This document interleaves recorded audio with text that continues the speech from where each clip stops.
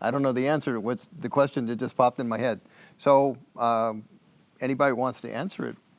When you have a stepped-up basis, so let's say I'm the recipient of my dad passes away and I get a stepped-up basis asset. Do I get to depreciate that again, as if it's from scratch?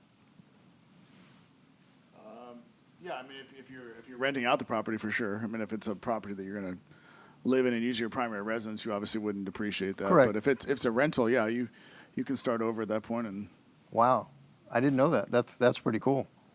I'm getting to that age where I don't know the answer to this. At what age do you have to start withdrawing IRA funds?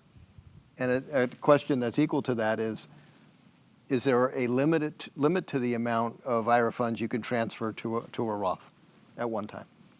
I can handle that one. Okay. So the age was 70 and a half, but in 2019, the what was it called? The Secure Act 1.0 changed it to 72. So now it's the age 72, which is great. So if you don't need the cash, you don't have to pull it out of your IRA, and you have to be taxed. So that's good. And Part B was about if you were going to transfer from IRA to a Roth, is there a limit, or you can do it all at one time? Right. Well, fortunately, because the House Rules Committee pulled those, provisions out of the bill, you can convert regardless of income from a pre-tax account to Roth, and TIPRA still stands. So hopefully the Senate will leave that alone in their wisdom, and then we'll go forward. But yeah, you can convert regardless of income. How is that looked at when you do that? Is that something that gets the added 3 whatever tax on top of it? So let's say I made 400 grand exactly, and then I get 400 transferred from my Roth from my IRA. Did I just make 800? And now 3.8's on top of that? yeah, I mean, so in that situation, you would be taxed on $800,000 because now that IRA distributions, Roth conversions are not currently subject to that 3.8% tax.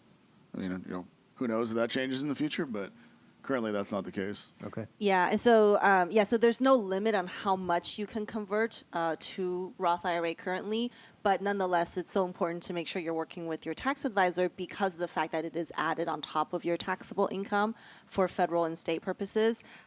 So one of the things that we typically look at is how much to convert per year, right? There's, if you run the numbers, sometimes there's an optimal amount that you can convert every year and try to still remain within, the current tax bracket you're in. Or we have a lot of times for clients who have large real estate losses that they can use. So if you have more losses, again, whether from real estate or a business loss, if you have losses that you can use that you already wiped out your other income, let's say from W-2 and other things like that, sometimes it makes sense to do a conversion in any given year just so that you can use up the losses. It's a tax-free way to move money from a taxable bucket to a tax-free bucket. Okay. Another point to your question is once you do in that example, if you have 400 to start and you convert 400, now you're at 800. Now, the amount you convert it may not be subject to that 3.8%, but now you're over that $400,000 threshold, so whatever else you have might be now subject to that 3.8%. So that's definitely something to consider. Okay. When I turn 72, is there an expectation that you're going to last to 100, or is there a formula that says, okay, now that you've reached 72, by the time you're X amount of age, you have to have nothing in the IRA? Yeah, there is. You have to die by X amount of age, yes. Yeah. There's a schedule on the IRS's website. You can just write down, go to irs.gov and type in, RMD schedule, and you'll find it. I just looked it up the other day. Okay. On the exchanges, and this is a real life factor for a lot of our clients. So when you get to the end of the 180 days and you're not done, what would be your suggestion of saying, okay, how do we prove the stage we're at? And I guess to the camera, you want us speaking to you? No. Okay, there. Sorry. Okay, sorry. Okay, so basically you're saying when you get to the 180th day and you determine what stage are you at. Yes. Okay, so keep in mind that when you hit the 180th day, the transfer, you have to own the property by that time. Okay. Okay, so if like when I was talking, if the illustration is where there's financing involved, either through the developer side or through the taxpayer doing the exchange, they're not going to close on that transaction until there's a certificate of occupancy. On the 181st day, we're done. So now they don't have the exchange any longer. It doesn't mean they can't continue to buy the property. They have a contractual obligation, but they're not deferring tax on that property any longer. Now, if there's no lender issue on either side from the developer and or from the taxpayer, the question is, if we fund to the transaction, is the value of the real estate at the time that you go on title to the property meeting your exchange? So you can't technically prepay future work. Correct. So So you're going to, okay, let's say just to even numbers, I sold something for $1 million, I'm exchanging for $1 million, and it's 80% done at that point. Do I get an $800,000 exchange credit and have to pay boot on $200,000? well, I guess the question becomes is, are you going to be on title at the time for the $800,000 value? For our group, I can guarantee you the answer is yes. Okay, then I would say that, yeah, we'd fund into the 800, but if we're still holding 200, then that's going to be taxable. That'll be boot. That's how I would look at it. Amanda, Matt, any thoughts? We've had to do this is that we've had to heavily document physical real estate. So if drywall is hanging in the garage, that is personal property, not real estate. So it has to Exactly. be installed. So you have to heavily document at the time of the 180th day exactly where you're at and try to figure out what's real estate and what's personal property. But we've had to do it, unfortunately. Yeah. It's doable. I've got a transaction that I'm in exchange right now. So I sold something at $1 million, and after closing costs, I'm using all but $40,000 to buy 3 new houses. But the $40,000 will likely be spent in overcharges because of all the material issues and labor issues. So I'm still within the 45-day period.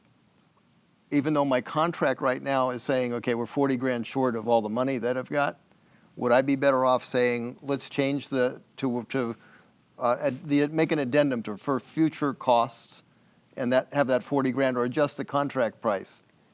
Well, you're in the 45 days, That's correct. so you still have another 135 to go. Right.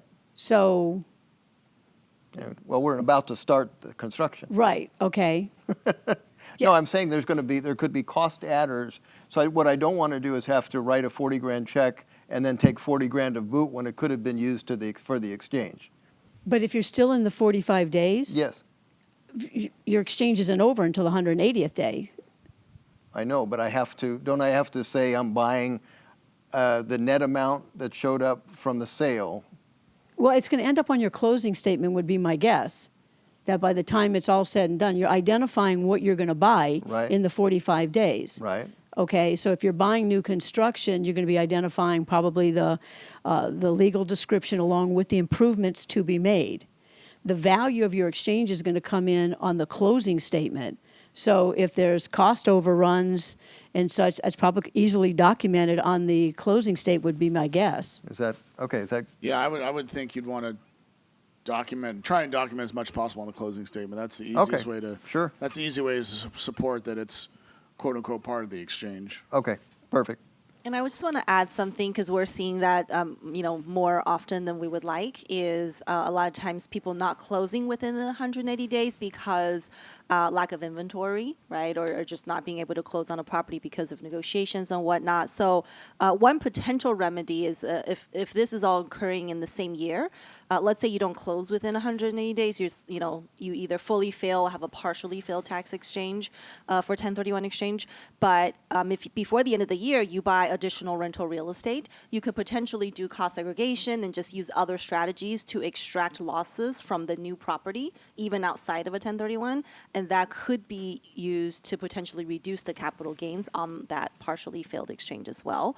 So again, we're seeing that more frequently than we would like just because of the market restraints. Okay. Last question for me, Aaron. Are you ready? I've got one more. Yeah, no, this is great. And I think what I'm going to try to do is combine questions about specific topics when possible. So I'm going to be bouncing around everybody. Don't get frustrated. I'll get to you. The estate level right now is 11 $11 million, something like that, that you can pass on without tax to your heirs. Is Roth money included in that 11? So I'm not an estate tax expert. Maybe Harry can handle this if. Okay. he wants to- I'll do it. I'll do it. So, can they hear me? Can everybody hear Oh, me? yeah, we can hear Okay, you loud and clear. There you go. Okay, great. So the answer to the question is that everything, Bruce, is included in the estate. Roth IRA, simple IRA, pension plan, everything. Everything is included. So if you have $1 million in a Roth IRA, that's $1 million in your estate. It's very simple. Is it simple on how the excesses are taxed? So let's say, Go ahead. I'm going to pick a number, $20 million. So you have 11 million that's at the cutoff, the extra 9 million, how does that get taxed? 40% under current rules. Well, that was simple. Yep. It's simple and heartbreaking at the same time. Yes, it's 40%, and then not on the Roth, but on any other type of retirement plan. In addition to the estate tax, we also have state and federal income tax that has to be. So those are very, very, very heavily taxed assets. I think Amanda or Matt could let you know. Not only we pay the estate tax, we pay state income tax, we pay federal tax on those dollars as well. On the Roth, since it's after tax dollars, we don't have that aspect, but it can be pretty nasty. Wow.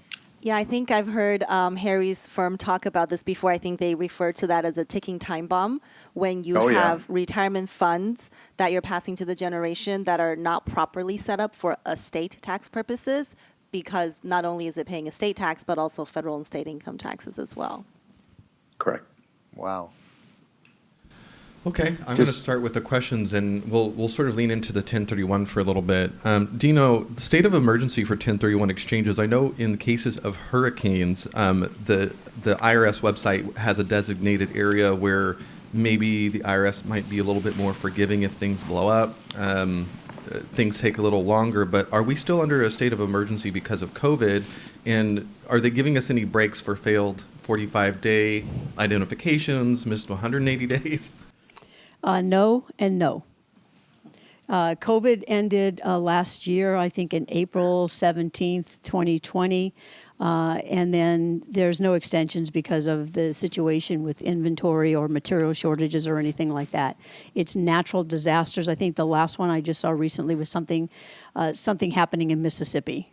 Okay, but Louisiana had a natural disaster issue. I think the East Coast with the hurricane coming through.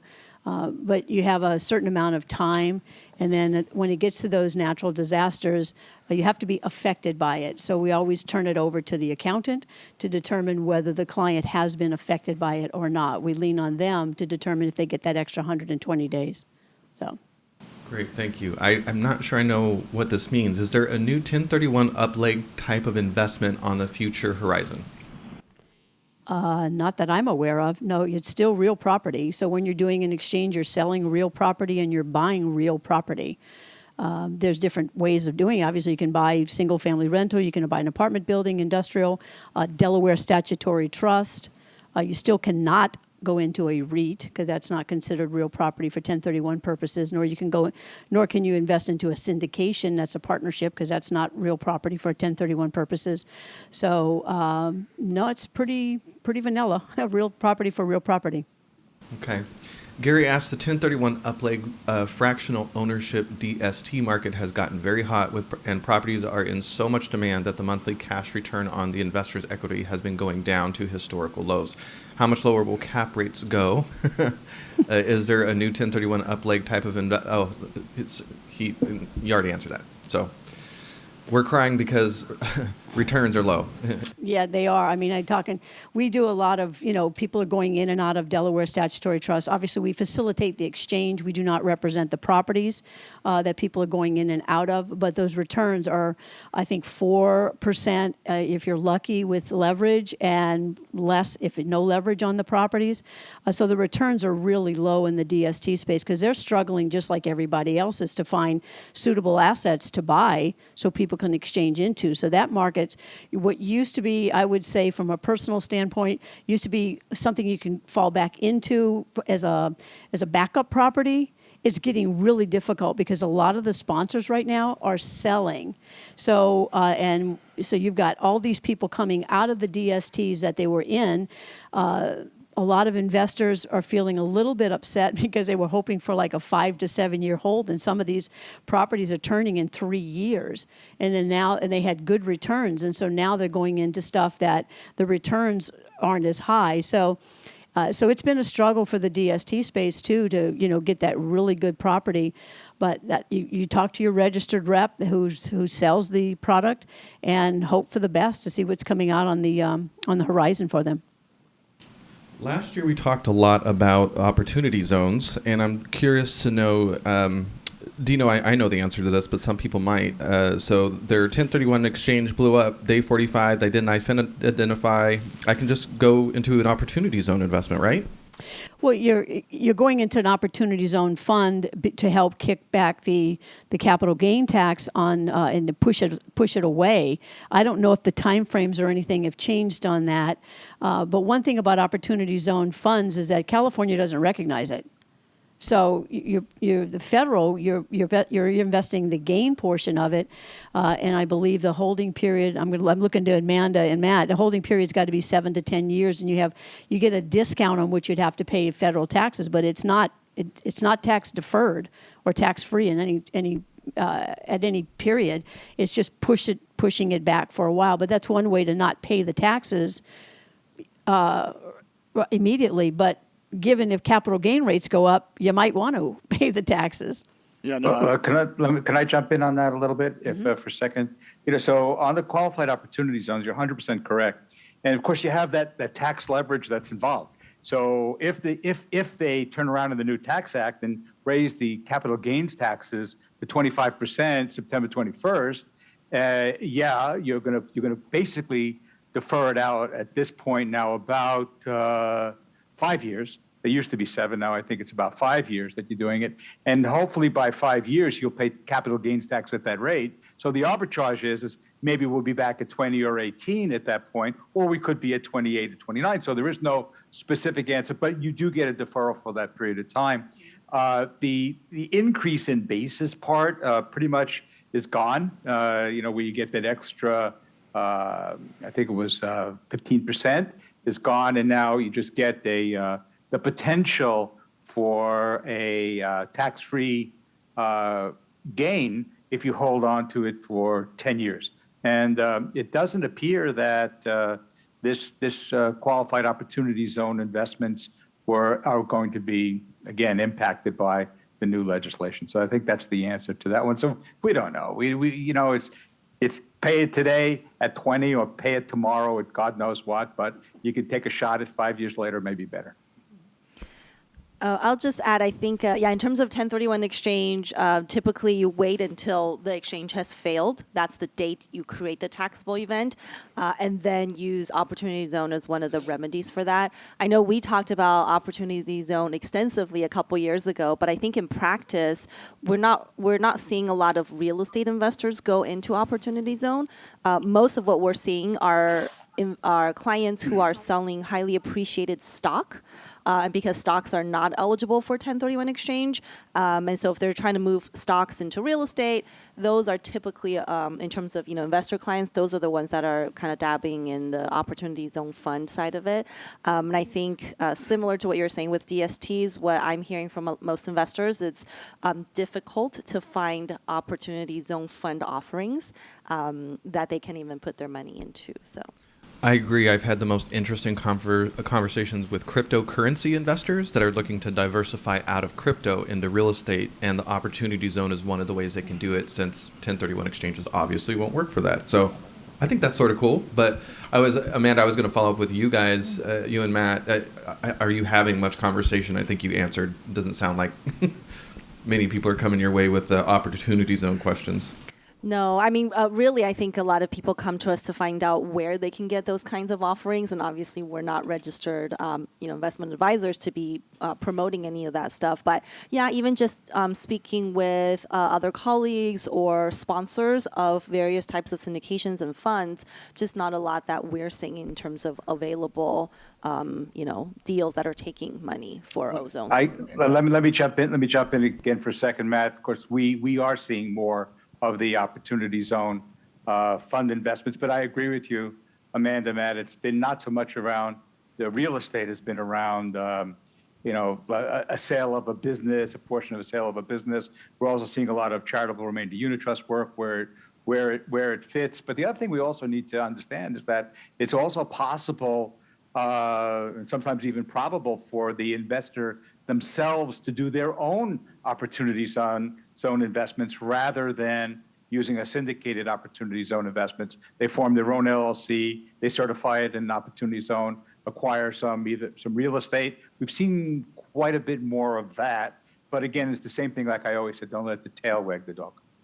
Yeah, and I was just going to add that one of the things we're seeing is there's still some confusion around it. So people still think that, one of the carrots they're dangling with the opportunity zone was if you hold the replacement asset for 10 years, then the appreciation in that replacement asset can become totally tax-free. But the confusion surrounds where people think, well, I'm just going to go invest in an opportunity zone and get that 10-year tax-free appreciation. Well, that's not the case. You actually have to have capital gains that you are reinvesting. You can't just take money that you found in your backyard or whatever, right? So people don't understand that, and that's one of those things where the question is, why is it set up that way? Go to talk to your congressman. But I think that's part of the confusion is people don't realize that they have to reinvest the capital gains to get those benefits. And also they don't recognize that now in the fifth year, they still have to pay the capital gains tax on the original transaction. Yes. And it's only the increase above that could wind up potentially being tax-free.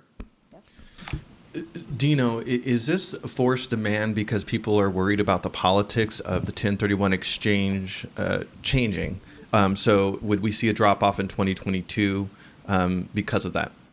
That's an excellent question. I've been scratching my head for the last 10 months wondering why is the volume so intense right now? And I don't really have an answer for that. Maybe things will start cooling down a little bit, that 1031s, the word is starting to get out that 1031s at this moment in time, this snapshot, that we're not in the discussion. As I mentioned earlier, it doesn't mean that we're not going to get back into the discussion because 1031s are looked at as a pay-for the programs. So I don't see the intensity slowing down right now. I think we're going to be pretty intense for at least the rest of this year because interest rates are still good. No one knows what's going to happen on the capital gain side of things.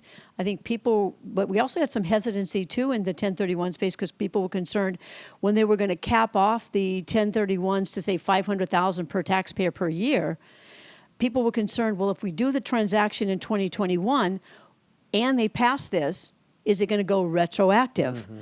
Okay, just like their capital gain rate tax, would it go retroactive? We've seen it in California go retroactive. That was a shock to a lot of folks that tried not to do exchanges, but that was voted for.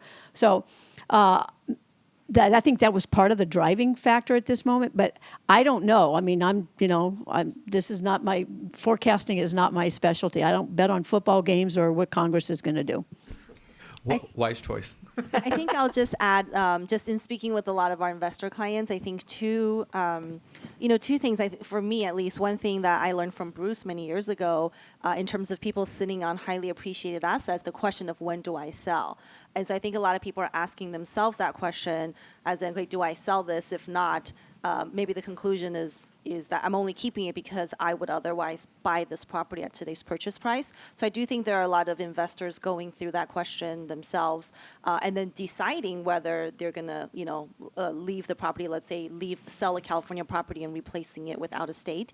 So we're seeing a lot of that as one of the reasons. But yeah, I think that's, probably I don't foresee us slowing down.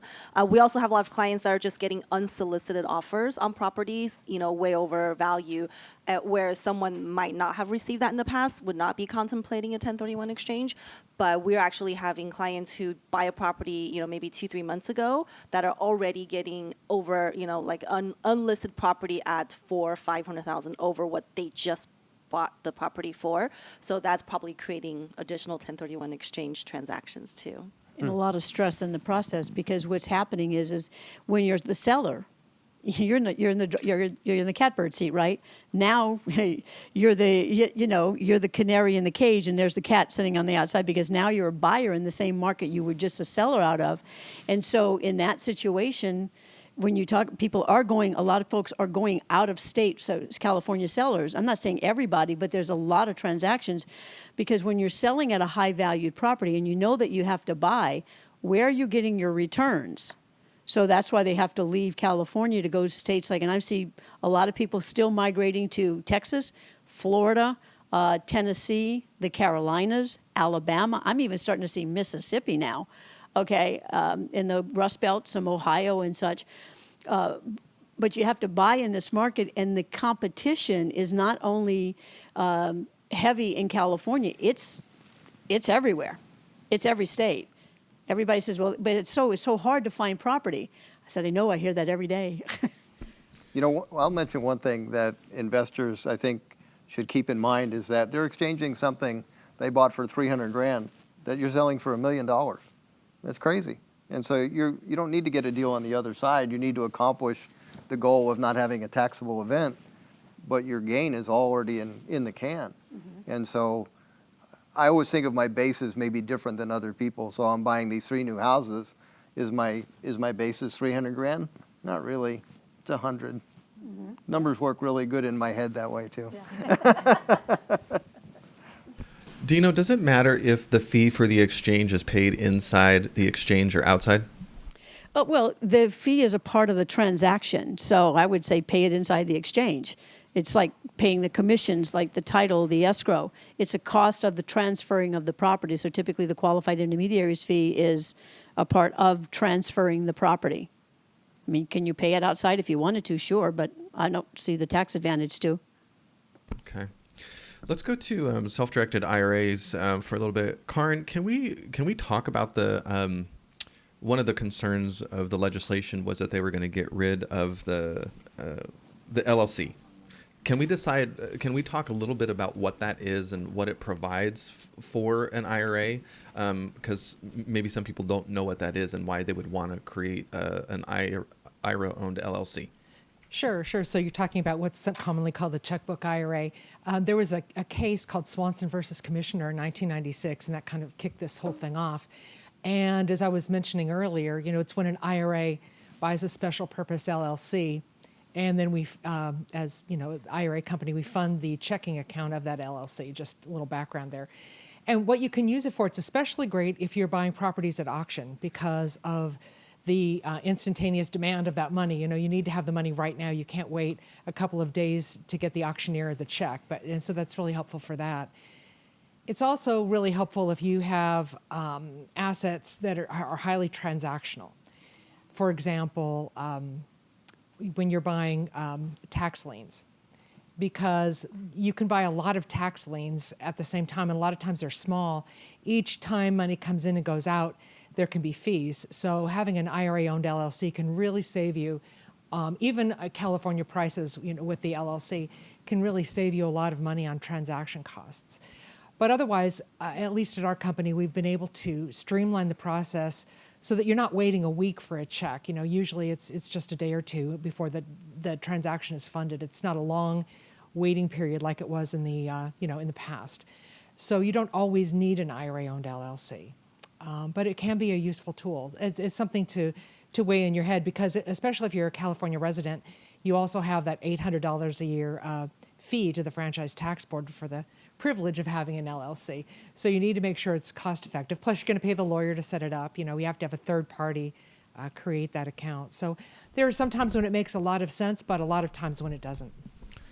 Can I jump in on that a little bit, everybody? I think a very important point that's missed with the IRA LLC So a lot of times people go to Karn, they'll set up a self-directed IRA.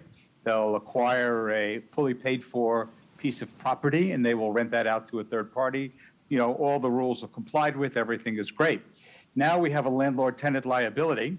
And the question is the responsible party the IRA or is it the IRA owner? So if Karn owns is the owner of the IRA, Karn becomes completely personally liable to the full extent of her net worth for that landlord-tenant liability.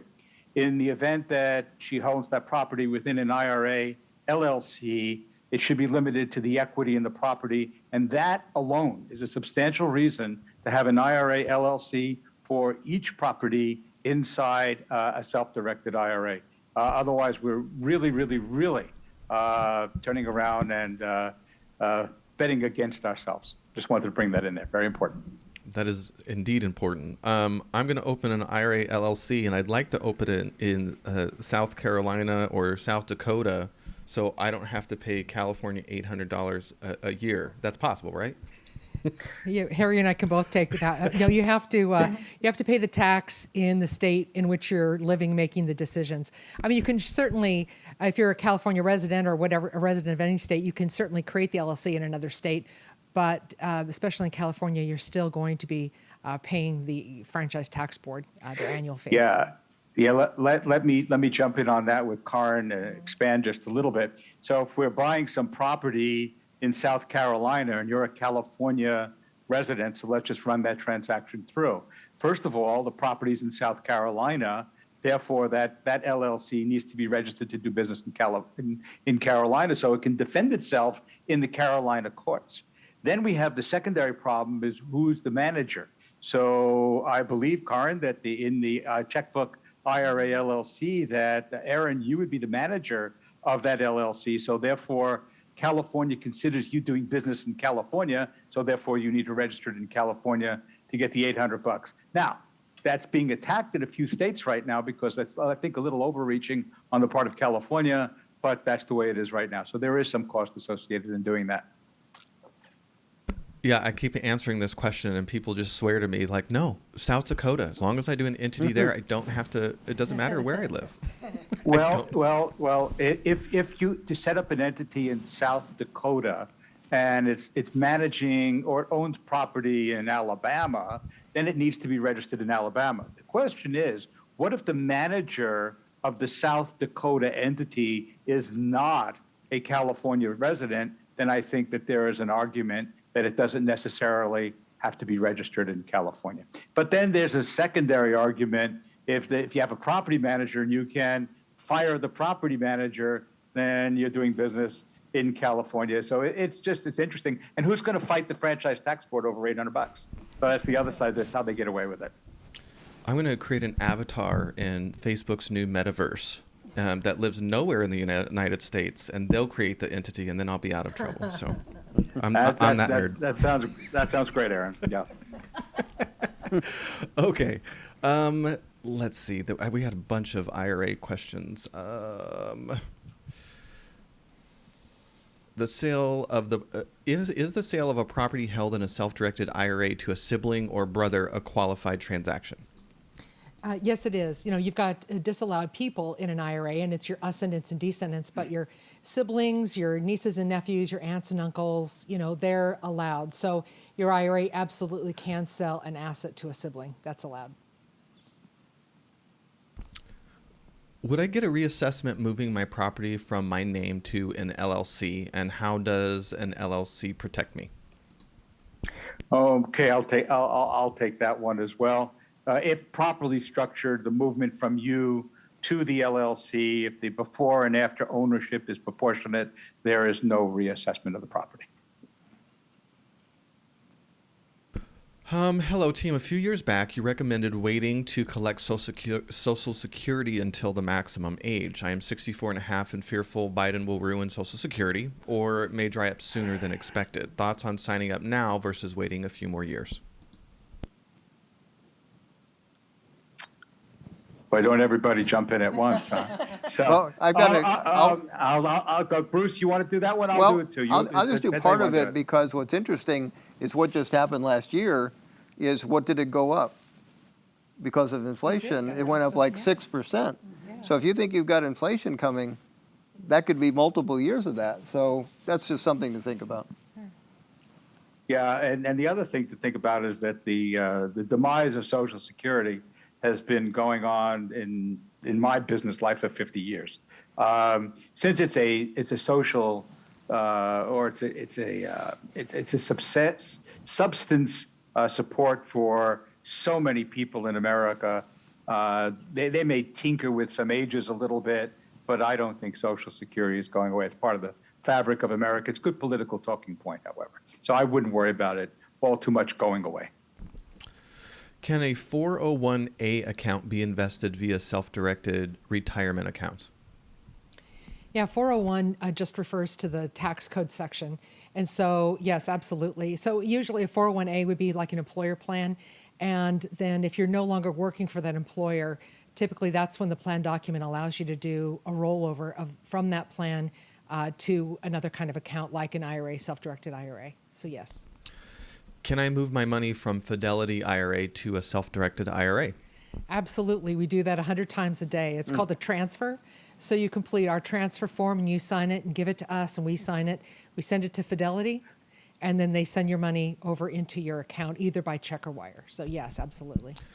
Can income from a conversion of a traditional into a Roth be offset by passive income losses from rental property? Can Roth conversion income be offset by passive losses? Possibly. I mean, it's a very rare, basically your income would have to be probably under $100,000 in total for that to happen. And then even if that was the case, the most you'd be able to deduct of passive losses would be like $25,000. Only exception that would be if you're a real estate professional where you can use your rental losses to offset all of your income. Technically, it's no longer considered a passive loss at that point, but in case that was the question. It looks like you got them all right. Amanda's nodding her head. I have to look to her sometimes, It's just, No, you just in did. life in general, I have to look to her to make sure she's nodding her head. I could tell those lines are clicking off in your brain. You're going, okay, I got 4 things to say. That's great. Do you advise on an LLC inside a self-directed 401k? Does it behave the same way inside a solo 401k, Karin? So I'll give my part of it, and Harry can give the legal part. Yeah, it does. It's still an entity where you have checkbook control of your assets. So yes, it does. It behaves exactly the same way. Also, this is an interesting. Go ahead. Go ahead. And it's exactly the same. There's no difference. Also, should I put a syndication investment in an LLC held within that account? Okay, my opinion is syndication is an LLC. You're already investing in an LLC. Harry can say legally if you want to put an LLC in an LLC. To me, it sounds like overkill. I think it's one of the questions you're going to ask yourself when you're doing your due diligence. But I'd like to hear Harry's take as well. Yeah. Well, the answer here is a wee bit complicated. So let's take a look at what it's all about. It's really dependent upon. See, first of all, the IRA LLC is very, very important for protecting the liability on real property. So we understood that, we got that. But we have another component, and the other component is whether or not there's an asset protection factor. So if I have a liability to Karin, for example, the question is, can I reach inside her retirement plan and take the assets? Well, it depends on the state that you live in. And in California, for example, it's limited to whatever is what they call reasonable and necessary for the support of the debtor. So, and in most states, the amount of money that's inside the qualified plan is exempt from the claims of creditors. So if we have an LLC standing inside the entity, the control of that LLC is in the manager of that LLC. And if we have the LLC that's inside the LLC that's inside the LLC is usually a very, very small fractional interest of some giant LLC someplace else, which is controlled by a different manager. So the control over that investment is not controlled by you. So if I was getting involved in a debtor creditor scenario, I would rather have the control. So in a long way, LLC and an LLC better than not, but sometimes having your controlled LLC versus somebody else's controlled LLC is more beneficial to you when we're in that kind of a dispute. What kind of mistakes do you guys see when it comes to these entities creation, especially with syndication investments from the management side? Do they get caught with unexpected tax bills because they didn't disclose that the money was coming from an IRA and maybe the investment managers don't know and they get this bill? Have you been seeing any of that happening? I mean, I something that comes to mind, not necessarily exactly to the question, but a lot of times the paperwork is messed up, believe it or not. So, and I don't know, obviously I'm on the tax side of things, but sometimes you're hearing the stories that the syndicator, the sponsor, doesn't know that somebody invested with their IRA because the paperwork wasn't filled out, and maybe they filled it out in their individual name, but the money came from the IRA account or vice versa. And so that's some of the mistakes we see. And I don't know where that mistake is being made, obviously, but that's something we've seen. Yeah, and that's a great example because we were just talking about IRA LLCs. And so in doing tax returns for the funds, for the sponsor, sometimes we see ABC LLC, but it's not necessarily indicated that the LLC is actually an IRA LLC. Therefore, it's a retirement account, right? So that's the kind of paperwork, maybe disconnect that we see sometimes. I think from a, mistake that we see in terms of people using retirement account for maybe syndication investments, unrelated debt financing tax for real estate. So as much as we talk about it every single year, right, if you use your IRA to invest in leveraged real estate, to the extent there's going to be taxable income or taxable gain, that the IRA has to pay taxes sometimes. And this is true even if it's a Roth IRA. So Roth IRA is exempt from income tax, but it still has to pay unrelated debt financing taxes. So this is one that, sometimes we see investors get tripped up, again, even whether it's because they had forgotten about the existence of this, or sometimes the sponsors didn't let them know the property was being sold and how much of a gain was coming on, where they're kind of surprised that, it wasn't until tax return time that, hey, I had this huge gain actually last year, and associated with that was a high income from my IRA or my Roth IRA. So I think from the investor's perspective, really important if you're invested in a deal that's exiting. Make sure you get a clarity from them, how much of a gain, like an estimate of what your K1 will look like. If you're a sponsor of funds, what we tell our sponsors too is like, if you're selling a property, let's do an estimated gain and let's get that information out to the investors so they have time to plan with their own CPA if there's a huge, potential tax coming their way. And I have something to add to that too. I think as an asset sponsor, be really, really sure that you know if your investor invested personally or with an IRA. It's really important. We've had cases where an asset sponsor thinks that someone invested personally, and so when they're issuing the return of investment, they issue it to the individual. That individual cashes the check. Now they've just taken, constructive use of their IRA, and it's a prohibited transaction, and it blows the IRA up. So you just need to be really, really careful as an asset sponsor that you're dispersing the funds correctly. And if it's an IRA, you really put it in a special category so you don't make that mistake and harm your investor. When you say when I it's blown up, think- can we make sure we qualify what that is? Does it ruin the account and all assets get dispersed, or that could happen. If it could be declared a prohibited transaction, then it would cease to be an IRA. So that's what blown up means. It's no longer an IRA. Now it's just your personal money, perhaps with with excise taxes or something like that. So that's a good time to get your tax person involved. Let me ask real quick on a question. So let's say you have an asset with you direct, but you have a checkbook IRA, and you have a payoff that's coming. Does the money go back to you direct, or can it be deposited directly into the LLC account? Well, the proceeds have to go back into the entity that owns the asset. So if the LLC, the IRA-owned LLC owns the asset, then the proceeds have to go back to the IRA-owned LLC. If the asset's within the bucket of the IRA solely, then the proceeds will go back to the IRA. Okay, thank you. Yeah, I think a very important component when we're dealing with all retirement plans is that, as Karin said, that these are in the special category.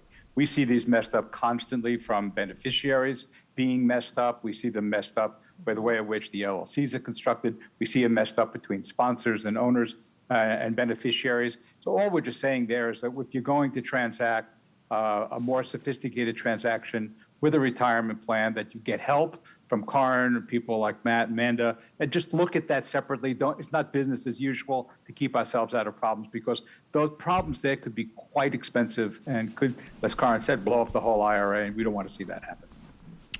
Karin, this question says currently under the proposed infrastructure bill, all real estate and trust deeds would be banned from IRAs as of 12/31/2023. Is that the case? No, I didn't even hear it proposed. It didn't have anything to do with trust deeds. What it had to do with is any asset where you had to prove that you had a certain level of education, or that you had to prove, for example, that you were accredited. You had to prove your income in order to invest.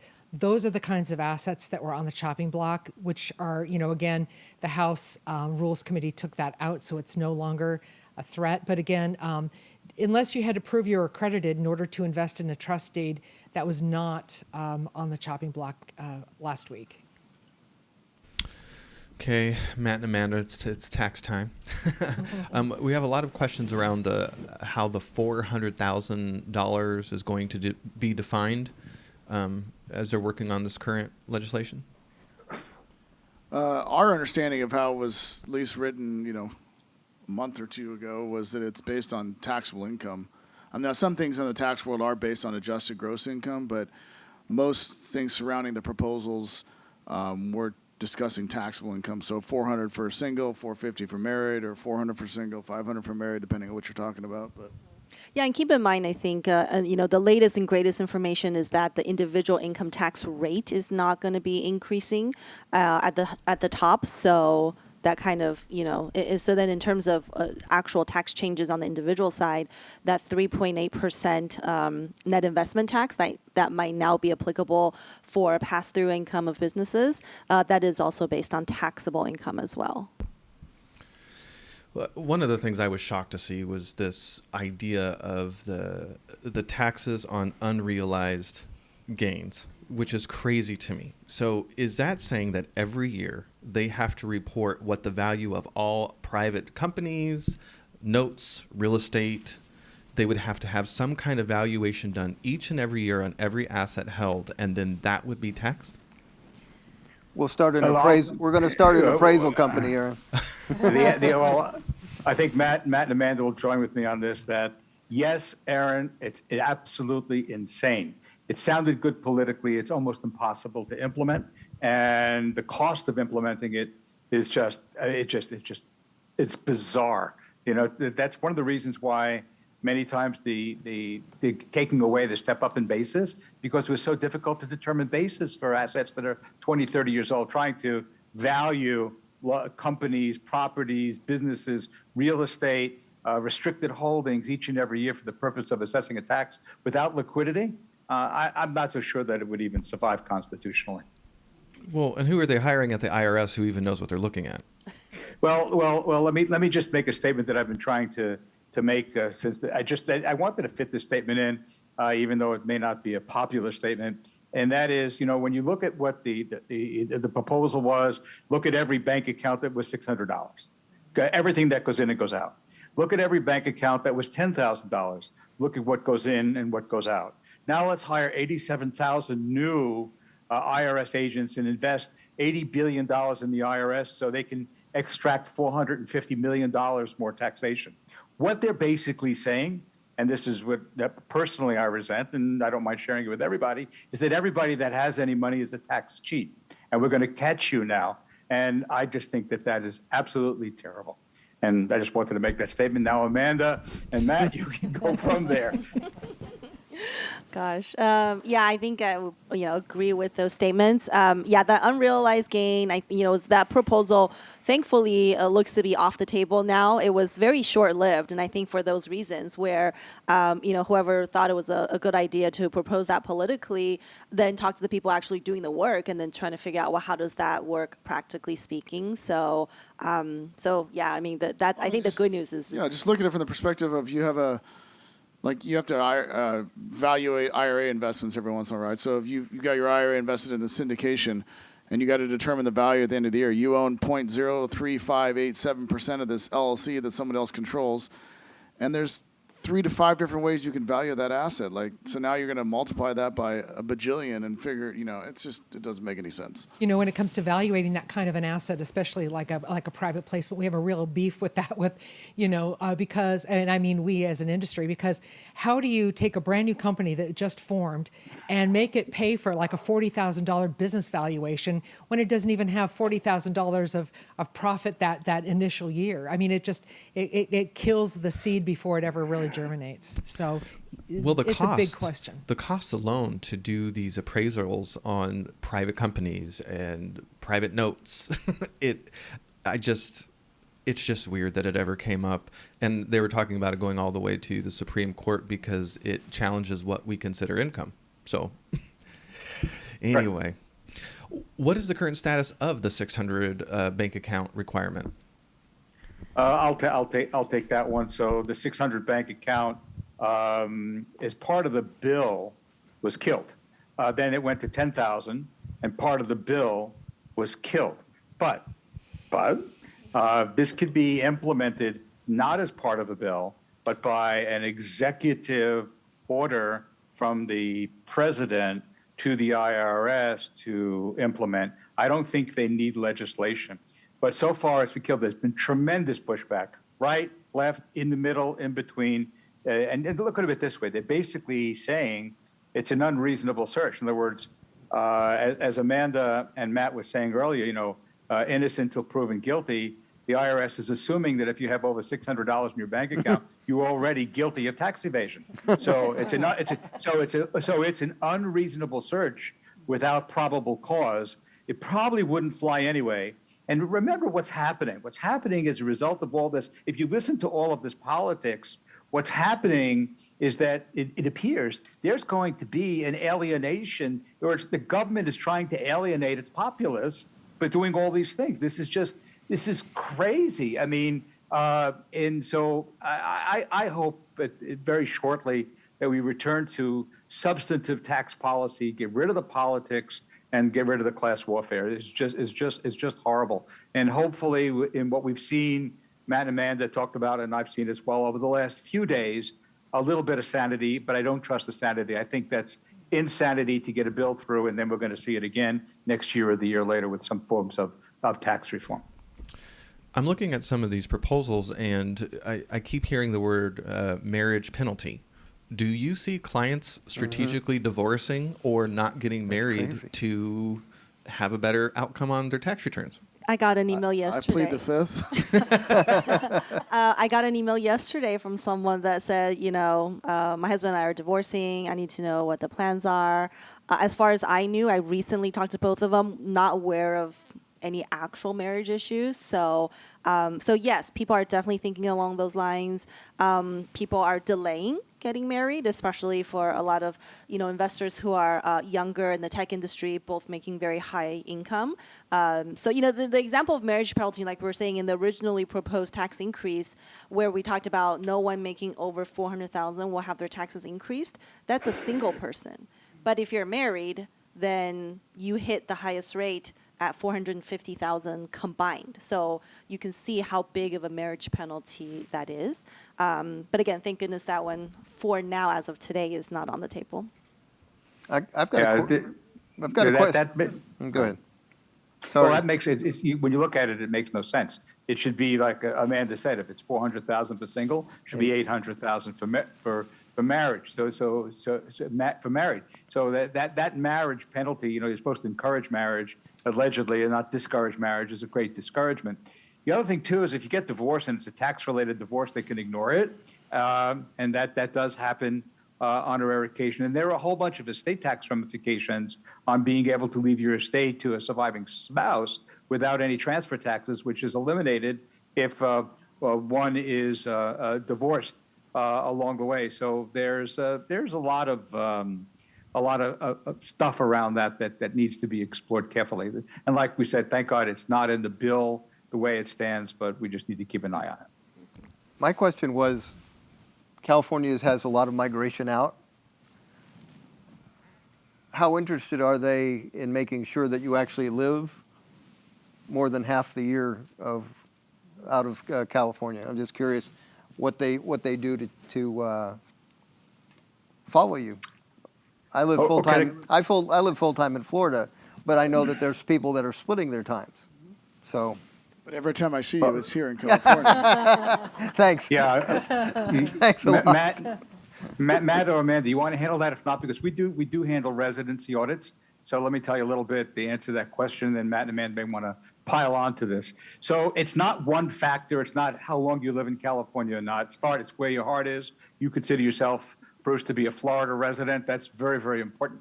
Now, the fact that you're out of California over 180 days, the fact that your gym is in Florida, your doctor's in Florida, your social circle of friends in Florida, you vote in Florida, your cars are registered in Florida, your estate plan is written in Florida, you're a Florida resident. The fact that you spent 3-4 months in California should not be relevant. So it's a total facts and circumstances test.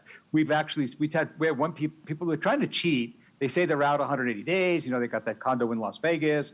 And then what happened, the Franchise Tax Board went so far as they checked their electric bills on how they do it. They checked how many times they checked into LA Fitness, and they were actually able to win a residency audit because they really weren't out. On the other hand, we have some people that are out 60 days. I mean, they were living in California in July. They left in July, and in September. They're not coming back. They're gone. They've actually truly moved out of California. The 180 days is not totally relevant there. They no longer have property here. So it's just facts and circumstances. But one question that I have for Dino, for Matt, and Amanda that may be helpful is I have a 1031 exchange. I sell a piece of property in California. I do a 1031 exchange. I do not recognize any California capital gains tax at this time, and I don't recognize any federal capital gains tax at this time. I now move to Texas, and then 8 years later, I sell that property. Does California come back? I heard that they're tracking those transactions and want to come back to get their share of that 10-year later transaction, and I'm not so sure that's constitutional or it's going to work. But they tried it with pensions because you got your pension deductions in California, then moved to Texas. They went to Texas to try to get it, went to the Supreme Court, failed. I imagine this will be the same way. But does anybody have any further information on that? Well, I'll address the first part, and then you guys can follow up whether they can actually legitimately catch you back. When you do an exchange and you exchange out of California, whether you're a California resident or not, you have to file an FTB 3840 form every year. So it's like in perpetuity. If you fail to file that form, because I've seen the letters, okay, because people forget to file it, or their tax advisors are in another state and they're not accustomed to that form, then the Franchise Tax Board is going to say, oh, you must have sold the property, therefore you owe us X. Now, I don't know the enforceability if you're move along with your money. So in other words, if I'm a California resident, I sell my investment property, I go into Florida, and then subsequently I move and take my residence into Florida. When I sell the property in Florida, do I still owe California the tax? Technically, yes, because they have a clawback provision. The enforceability, I'm going to leave that to Matt and Amanda. Yeah, I to be honest, I'm not sure about the enforceability either, but you hit the nail on the head. I mean, that is the rule. Now, just to clarify, you sold your California property, in Harry's example, he bought Texas, right? They can only claw back the tax that was owed on the gain that existed on the day they sold the California property. So if your Texas property appreciates $1 million, you're not going to owe tax to California on that $1 million, obviously. So I don't, in case that makes you feel any better, Harry, but. And I think also, in terms of the legality of it, we don't really know, right? The law is the law. That is the law today. Hopefully, someday a bigger fish is going to take this to court, against California, and then we'll actually know whether whether it's legal or not to continue to impose this. But for our clients who've done 1031 exchange going out of state, our recommendation is to continue filing those because that's actually what the law says you're required to do at this point. And it gets fun too when they exchange the second property for the next property, which exchanges for the next property, and you've got 5 versions of this form you got to fill out. But I'm just talking out of. You're just complaining a little bit. Actually, you're not. So just a personal opinion, personal legal opinion, is I don't think that when it does get adjudicated will be constitutional. It'll violate the Constitution and movement within the country. We've heard a lot about the Great Migration. I'm wondering Yeah, if it's no different. Here's the actual case. The case was the pension plan. So you accumulated your defined benefit pension plan, Matt, $3 million while you were working in California. You took a deduction against your California income taxes. Now you've retired and moved to Texas, and now you start receiving your income. California did make a claim for that, saying that you took a deduction while in California, therefore California should participate in the income tax when you receive it in Texas. That case did go to the Supreme Court, and California failed in their action. I don't see how the 1031 would be very much different. okay. The Great Migration, I think we're, year 2 of the pandemic. People have experienced winters in their new locations of choice. I'm just curious if any of you are seeing clients looking at the Great Remigration back to where they came from because they're like, oh, I don't like snow.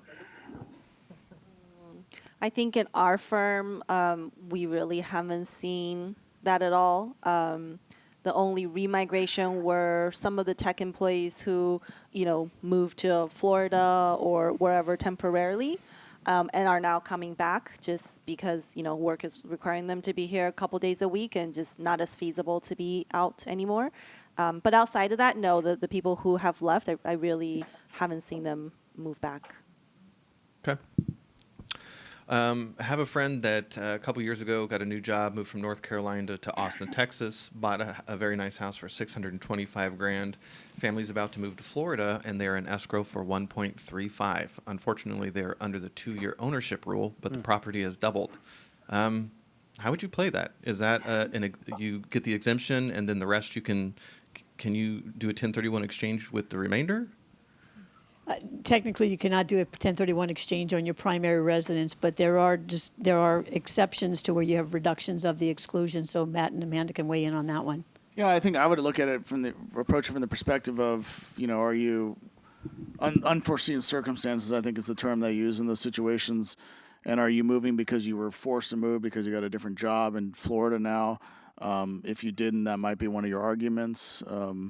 But something like that where, you're under the 2 years, but then you can get some percentage or some prorated amount of the exclusion to, if you were only there for, 21 months instead of 24. I've seen that happen before. Yeah, and then if not, I guess going to the 1031 exchange route, maybe consider turning your primary home, your current home, into a rental property. And then at some point later on, at the time of the sale, if it's a rental property, then you can potentially look at a 1031 exchange. Now, keep in mind a couple main points. The replacement property at that point in time does have to be a rental property, so it cannot be your new home that you're moving into. And I also get the question, like, how long does my current home have to be a rental? Can I do Airbnb for 2 months or a month and do it? The longer you have it as an actual rental, the better it is. There's not really a safe harbor as to how long or short you have to have it as rental. But that just means if you can keep it as a rental for a year, that's better than 6 months. If you can, have it as a tenants in their 6 months, better than 3 months. Karin, I have never asked you this question before. You sort of sit on top of a lot of different investors doing different moves. Do you monitor in any way, shape, or form sort of the average investments people are making, whether things fall in and out of favor? We don't really monitor that so much because we're looking at a whole myriad of investments every single day. It's self-directed. I mean, investors are pretty creative in the way that they, will do a deal. But the number one asset class, I can tell you, in self-directed IRAs industry-wide is private equity, which is like, Reg D offerings, for example. That's really the number one thing. And followed by real estate and notes. And then probably beneath that, performing and non-performing debt, and also precious metals. So sort of in that order of popularity. Weirdest investment you've seen this year? Oh, boy. You know what? We really don't see any weird stuff anymore. I think that, we see people wanting to do weird things, and then we say, that's not feasible in a self-directed IRA. I mean, again, investors are very That has nothing to do with your IRA, sir. That's right. That's right. Cryptocurrencies allowed in retirement accounts? Yeah, that crypto is a really great question. It certainly is. The way of the future, and blockchain technology is also. In fact, we're on the precipice of allowing direct Bitcoin investment with IRAs. We're not there yet, but we're getting there. So that's really interesting and exciting to see what happens there. But right now, if you want your IRA to invest in crypto through us, what you would do is get an IRA-owned LLC and have the LLC do that investing. I feel like we all need to invest in like an investor hotline. It's like a therapy hotline for all those great ideas that you think you're going to get away with, and all of us tell them no. And you're like, call this number. Somebody will tell you that you're pretty and still smart. It's okay. And Harry's going to be the one answering that phone call. Oh, every time. I'll ask this question anyway because I don't know if there's some specific reason they wanted to know about these states. Karin, it says, do you see any California self-directed IRA owners using them to purchase tax liens in Indiana, Michigan, or Illinois? I'll tell you, I haven't seen that. I don't see. I also have a staff of transaction coordinators who are more into the deal, but that hasn't come to my attention. No. Martin wants to know what is the meaning of taxable income. So when what line of what form are we talking about when we say that? Great question. So taxable income, I mean, I don't know, I guess meaning definition is kind of the bottom line amount of income you're paying taxes on. Now, what line is it on your tax return? Changes every year. Yeah, it's not even that's a That's joke. such a simple answer. It does change every year, though. No, I mean the form has changed like 3 times the last 3 years. So It'll change next year too. I think it's I don't know. It might be at the bottom of page 1 now. So taxable income is basically you put together, all your W-2s, taxable interest, taxable capital gains, minus any, if you have businesses, it's after your business expenses, it's after your rental expenses, after depreciation, and then also subtract out your either standard or itemized deductions, right? So it's after, it's after all of the, usual tax write-offs that you get, which is then the net of taxable income. In case it helps, it does say taxable income on the line on the tax return, so it doesn't say something else. So at least you can look for that description, I guess. Question about 1031 exchanges. I take a California rental property to, let's say, a Florida rental property, and a few years later I decide to move into that. How is that treated for the sake of tax purposes now that it's an owner-occupied residence? Well, nothing really happens until you sell. So all you're doing is changing the use of the property from an investment property to a primary residence. But what you have to know is what's your goal? Why did you do that? Are you there to is that your forever home? Or were you planning on trying to get out of the 1031 by utilizing the primary residence code of 121 and thinking, I'm going to get out of this tax-free? Not going to happen, okay? So first of all, you always have the recapture tax that you're going to have to pay from 1997 going forward. So any depreciation you've taken, you still have to pay that tax. But if you've converted a rental to a primary residence in an exchange transaction, before you can even qualify for the primary residence tax code, you not only have to live in the property for 2 years, but you have to own it for a full 5 years. And then ultimately when you sell it, you're only going to get a proration of the exclusion based on the number of years it was a rental to the total number of years that you've owned the property.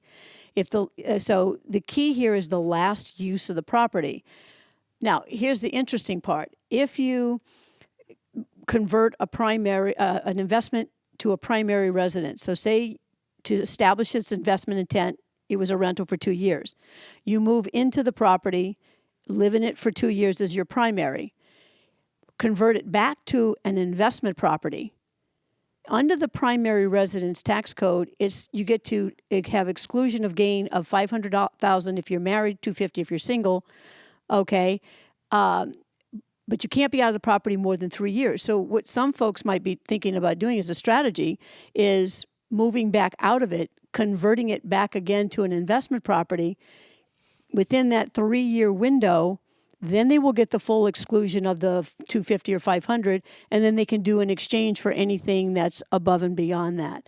So it's a lot of steps to take, and that's under current tax law. But if you just merely move into the property, you just stop reporting it as an investment property. It's when you go to sell it, now you have to figure out what the tax code is at that time. That's a pretty interesting strategy for people investing in like Airbnbs, like higher dollar properties, though. The $500,000 tax free is nothing to sneeze at. Well, it's sort of like what Amanda mentioned earlier. If somebody, that $1 million acquisition in Austin, right? If you convert it to an investment property, now granted, in that example, they weren't living there 2 years. But, we've done several transactions where people converted their primary to an investment property. Then they get to walk away with the $500,000 if their gain exceeds that, and they do an exchange for the balance. So for high valued properties, that may be a strategy. But you have to convert the property to an investment property in order to qualify. And how long does it have to be an investment property? What did Amanda say? There is no amount of time, but the longer it is an investment property, the better it is, right? That was my example. Like, you don't want to list it on Airbnb for 30 days and then claim that to be an investment and 1031 exchange it. Yeah, as I always say, longer is always better than shorter in those situations. So, but we always point to the tax advisor to make that call. Too, though. So I can see something going on. There's a tape playing in the audience's head. So I can have a rental. I can move into it. In the meantime, I can buy another rental, have the rental for 2 years. So while I'm in this one for 2 years, when I sell that, I move out, but I move into this one, and you have a sequence of these. Is that allowed? Well, here's the IRS came up with something to kind of stop that. Oh. And that was the reduction of the exclusion based on the number of years it was a rental to the number of years of total ownership. So when people say, well, I want to get out of this totally tax-free, I said, well, there's only one way to do that, and that's a permanent solution to a temporary problem, okay? So there's always going to be some level of taxation. I don't know how you get out of any of this tax-free, okay, when you're doing a combination of investment and primary. I think that works well if it's a primary first, becomes a rental, and then you sell it. But if you have a primary first, rental, and you move back in, then all bets are off because Okay. they look at that rule where you got to prorate everything. But if it's just a primary first and then becomes a rental, and you still sell within that 3-year window, then you can still use the full 121 exclusion. Yeah, it's odd how they came up with that, though, because it's the last use of the property is going to dictate the reduction of the exclusion to not. So that's why if you're not living in the property at the time, then at that point, you get the full exclusion. If you're living in it, there goes the reduction of the exclusion. So you don't get it all. You guys making my head hurt. I love this stuff. It's so nerdy. Try having this conversation on the phone daily. Well, if this, then that. If that, then this. You need a flow chart. So I just put tape number 42B. Maybe this coulda, shoulda, woulda. What you should do and what's reality. I don't know. Trying to think who this goes to. I'll just open it up. This is a good question. Estimate of the percentage of property owners that hold their investment property in their own name instead of an LLC. But I would also add a trust. There's different reasons that people do entities. Just curious if there's any data out there that shows how non-owner occupants are holding their investments. All right, I could take that one a little bit. So first, the question needs to be delineated a little further. And holding property in a trust is there are like 10 kinds of trusts. So we really can't answer that question. There are living revocable trust, irrevocable trust, spousal lifetime access trust, personal residence trust, grant or retain annuity trust, and the list goes on and on and on. And a lot of real estate is within those different categories of trust. And so the vast majority. Now, understand in California, if we don't hold our property in at least a living revocable trust, then the property will be subject to probate. And not only that, surprisingly enough, if one requires long-term care and the property goes into probate, like the house goes into probate, the house could then be used to help pay upon death for the long-term care that was paid for by the state. In California, if it's just in a basic living revocable trust, the state cannot recover for the costs that were paid for long-term care. Now, as far as commercial properties are concerned, I would say 90 to 95% of commercial property is held within an LLC, a limited partnership, or some other limited liability entity. Most lenders actually even require it. On non-commercial residential real estate that is owned where there are numbers of properties, I would say 70% is held in real estate. And on some one-offs, we have rental properties that are not held in LLCs, but held in living revocable trust. And then you'll find some that are just held in their own name, which is usually not correct. It doesn't really work out very well for them in the end, but that's about the numbers that we've seen over decades. I got a lot of questions coming in about DST. So can somebody lay the groundwork for us for what is a DST so we don't lose anybody? Well, a Delaware statutory trust is a vehicle for investing into property, and it came, you have a revenue procedure that sanctioned it as like-kind property for a 1031 under 2004-86, I believe is the number. In 2002, they came up with the tenant in common. That revenue procedure, 2002-22, allowed for fractional interest into properties, and people were buying those to qualify for 1031 exchanges. The TIC structure pretty much is gone by the wayside, especially after the implosion of what things happened in the mid-2000s. And Delaware statutory trust became more of the elephant in the room. A lot to do because of the financing structure. Under the tenant in common, everybody that was going into that product, first of all, you had a maximum of 35 investors, and each investor had to be accredited, which is the same as a Delaware statutory trust.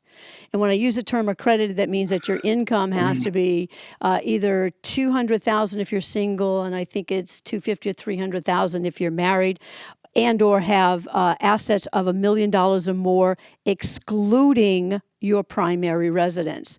So that's an accredited investor. But with the Delaware statutory trust structure, you don't have to qualify for the loan. So when people go into these, they're going into a Delaware statutory trust because they're tired of the management. They don't want to be dealing with the management headaches of real estate, but they also don't want to pay the taxes on the gain of the sale of the property. So a Delaware statutory trust is what people are going into to get rid of the management. And then in some instances, the people that are going into this may not be in a position where they can qualify for a loan anymore under lending criteria, and then they can easily be shoehorned into that, and there's no recourse directly to the investor. But anytime you're going into real estate, whether it's you're buying it on your own or whether you're buying it in a Delaware statutory trust, it's real estate at the end of the day. You still need to analyze it, the viability of the property, where it's located, who actually is the tenant, because it's all subject to fluctuation as well. So a Delaware statutory trust is a vehicle where if you're a management control person, probably not for you. If you just want to get out of managing real estate, you understand that your returns are going to be a little bit less. Maybe you have some lending issues. That may be a vehicle for you in a Delaware statutory trust. This comes up a lot when people want to know if they can get rid of real estate and move into trusteed investments, but that is not like kind. So That is correct. The answer is no. So the DST is often it's a different opportunity, and in your experience, can it happen faster to meet the deadlines of 1031 exchange? It used to, but they're having the same issues because you've got the sponsors. See, when you're buying into a Delaware statutory trust, you have a sponsor. So a sponsor goes out and they buy the product, okay? The big names for Delaware statutory trust would be Inland, Pasco, Exchange Right, Cantor Fitzgerald. There's probably about 30 different sponsors out there. So the sponsor goes out and they buy the product, and then basically they're selling a beneficial interest in that product. So when somebody's most of them you have to put down about $100,000 to get into a Delaware statutory trust. And your returns are only on the equity, not the debt component to it. So so I'm kind of losing my thought right at the moment, but people are going into it because it's easier to not have the management issues, but it used to be really fast plug and play. It's taking a little bit longer right now because of the market. And as somebody said earlier, the rates are driving down because these are so popular. So That and people are coming out of Delaware statutory trust. So you have the same issue with everybody, like, for example, putting offers on an apartment building or a single family rental. You maybe have 20, 30 offers. Well, now under the Delaware statutory trust, when the DST sells out, those are investors, maybe 200, 300 investors coming out of that DST that are now having to find a place to go put their money, along with other people that may want to invest into a DST. So you can see that is, it's getting a little bit more challenging. The registered reps that I talk to, they're pulling their hair out right now, trying to, get these people into some investments that have a decent return. Interesting. One of the questions regarding, I'll go through the DST questions now. I'm shopping DST opportunities. One advisor suggested a Denton, Texas fund that was a REIT. Didn't you say no 1031 exchanges into REITs? You cannot exchange directly into a REIT, but there are some DST structures that may spring into a REIT at some future date. But once you get into the REIT, you're never coming out from a 1031 perspective. Can I have a DST owning real estate in a self-directed retirement account instead of an LLC so I don't have to pay California franchise tax on so many LLCs? I mean, a self-directed IRA can buy alternative assets. And yes, an IRA could certainly invest in a Delaware statutory trust. I don't see a problem with that, but... As long as it's accredited, I'm assuming. Well, right, you have to meet the criteria. And now accredited status is, it's always been allowed, and it sounds like that's continuing. So that would be okay. I know I saw another DST one. Sorry, guys. Keep them coming. I'm going through them. Maybe I got them all. Oh, no. It's getting harder to find replacement properties for 1031 exchanges. Other than DSTs and buying property, are there any other things that we should be looking at? For tax deferral, I think you're pretty limited. It's got to be real property. The only other option would be the opportunity zone, but that's either a failed transaction. How about a boat? Nope. No, not even if you live in it? Nope. You can't, well, first of all, you can't exchange something you're going to live in. So, as a good primary, point. but personal property exchanges went away with the Tax Cuts and Jobs Act, where people were, where you had, think of like Enterprise Rent-A-Cars or some NetJets or somebody that had fleets of airplanes. Okay, that used to be personal property that you held for trade or business could be exchanged for personal property within their same industrial classification code. But they got rid of that in 2018, so no longer is there personal property exchanges. So, and let me just be clear about when I'm talking about personal property, because sometimes people get confused and think personal property means their primary residence. No, it's furnishings, fixtures, equipment. So those exchanges went by the wayside. I think I would just look at just usual offset strategies, if you're going to have a taxable gain on the sale of real estate. So we talked about already 1031 exchange. We talked about opportunity zone. We talked about offset, meaning just buying real estate outside of the 1031 exchange. But also if you're someone that has a business that you run to, right, maximizing the write-offs in your business, whether it's a real estate business or non-real estate business, to the extent you can create deductions and losses, they offset all types of income, including the capital gains from the sale of real estate as well.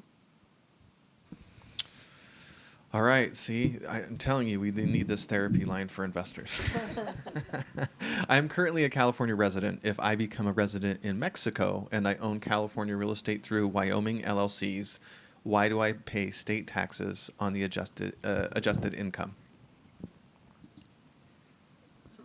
So California resident moves to Mexico, forms a Wyoming LLC to own California real estate? California, yep, through a Wyoming LLC. Why do I pay state taxes on the adjusted income? Well, if you're an international, if you are indeed living the majority of your life in a foreign country and you have a Wyoming LLC, you're making decisions as the manager in a foreign country. So would you be paying the franchise tax board the $800 California if it's a Wyoming LLC? Well, franchise tax board's position is that if it owns California real estate, then the Wyoming LLC is doing business in California, so you would owe $800, regardless of whether you're in Wyoming or Mexico. Yeah, because I think the position is whether the entity is doing business or you are doing business in California. So maybe in that example, you might no longer be a California resident, but the property is in California and making California income, thus doing business in California. Yeah, and everybody, importantly, stepping away for a second from the California $800 perspective. If you got a California property and you have a liability at that property, if you're not authorized to do business in California, you can't defend yourself. So don't even try it. Can you please discuss drop and swap 1031 exchange? I am not familiar with that term. To break up partnership, timeframes, etc. Okay, so I'll start. I'll let Amanda finish. Okay. A drop and swap. Okay, so under the current tax code, you could not exchange a partnership interest for real property. So in other words, if you own the property in an LLC that's taxed as a partnership, when you go to sell that property, and if you as one of the members of that partnership want to do an exchange with your interest only, it's disqualified under IRC Section 1031A2D. It's personal property, not exchangeable. So in order to be able to exchange your interest in that real estate, you have to drop out of the partnership. So you do a drop down. So you're coming out of the LLC, for example, and now you're taking title as tenants in common. Here's the issue. If you do not do advanced planning, and you're sitting there in escrow saying, okay, we're going to just merely change title from, the Manny Mo and Jack LLC to Manny Mo and Jack tenant in common ownership, how long has Manny Mo and Jack held that property for investment purposes, and did they have the intention to sell? Well, they're sitting in escrow. So their intention to sell is pretty obvious. The California Franchise Tax Board has a tendency to audit drop and swaps when they're done too soon to a transaction. So when people own real estate in an LLC, and somewhere along the line of that ownership, that they decide that, well, maybe we may not want to stay together going forward, then you get with your tax advisor and you turn around and you go, okay, if we drop down and then season that ownership, okay, then when it closes, you can go your separate ways. But the timing of all of that varies from tax advisor to tax advisor. Is, can you drop out before you list the property? Should you drop out just before you before you enter escrow? Or should you season it for 1 to 2 years prior to doing the transaction? So the drop down or the drop and swap mainly means it's a vehicle to let people do exchanges with their interests that were initially held in a partnership and makes it exchangeable. The timing of all of that is critical. Okay. Selling a rental and plan to 1031 exchange DST into storage unit funds. That is like kind, correct? Well, you use the word funds. So are you going, the DST itself? Yes. Okay. I assume investing in storage units. Okay, so the DST has storage units, yes. Mm-hmm. Excellent. I was taking notes fast and furiously, says Andrea. Did I understand Dino to say you can exchange into a REIT, but you can't exchange out? No. You cannot exchange into a REIT. There's sometimes where you exchange into a Delaware statutory trust that may spring up into a REIT. It's called an UPREIT. But once you're into that REIT, you can never exchange, you're not exchanging anymore. But you cannot exchange into a REIT. That's exchanging into shares, and that doesn't qualify. Got it. Prop 19 question. As it currently stands, if you convert a family property into an LLC, can I still take a step up as well? I'll let Harry answer that one because I don't claim to be a property tax expert, unfortunately. Okay, so there's two. The question was bifurcated about a step up in basis. If it's not a gift, of course you get a step up in basis when you die. That doesn't change. So the question is I think if you go into under Prop 19, if you exchange into an LLC done properly, it will not cause a reassessment of the property as long as it's proportionate. And then you can gift up to 50% of that LLC without a reassessment. But the gift of the 50% of the LLC will no longer have a stepped up basis because it's a gift. That 50% will have a carryover basis. And that's way too technical for everybody. Hey, this is the time to do it. I think part of the goal of this is to blow people's mind. This is definitely advanced stuff. I love it. Matt, Amanda, Harry, I see real estate investors that are offsetting a lot of income through cost segregation, bonus depreciation when they have their real estate investments pro designation. I don't have that, and my AGI is over 150K, so those deductions are suspended in my case. Are there any other investment opportunities you are aware of that generate similar deductions that don't require the real estate pro designation? So maybe let's cover what qualifies me as a real estate pro, like how do I get that designation, and then we'll dive into the question. Yeah, this is all Amanda and and Matt, not me. So real estate professional designation just means that you or your spouse are spending at least 750 hours in real estate. And if you're someone who has a job, that you're spending more time in real estate than your job, meaning you have a 2,000 hour a year full-time job, you have to spend at least 2,001 hours in real estate. Of those hours, typically at least about 500 of those have to be material participation, which means you actually working on the properties that you own. So once you or your spouse meet that requirement, then rental losses generally can be used to offset other types of income. Obviously, not the case for this particular attendee today. So one option or alternative a lot of investors are looking at is to get into short-term rentals. With short-term rental, in the short-term rental space, you don't actually have to be a real estate professional. That means that if you bought a short-term rental, as long as you meet one of the material participation requirements, then you can use cost segregation, bonus depreciation, and any of the created losses might be able to offset taxes from your W-2 income, even if you're a higher income earner. So, that's one way if you're still interested in real estate to be able to use that, because you're no longer subject to the more hours in real estate than your job. I think outside of real estate, we have investor clients that look into oil and gas investments, conservation easements, and also a lot of charitable gifting, charitable planning are really great. I know Harry's firm touches a lot on those types of things, but alternative ways to use real estate with charitable planning to create larger write-offs today when you still have maybe a very high W-2 income. When it comes to the Airbnb, I'm about to start doing some co-living in Florida, so renting it out by room and surrounding the property with services, but it's going to be greater than 30 days. So when you say vacation rental, is it strictly under the 30-day mark? Typically, when we look at short-term rentals, we're looking at actually under 8 days.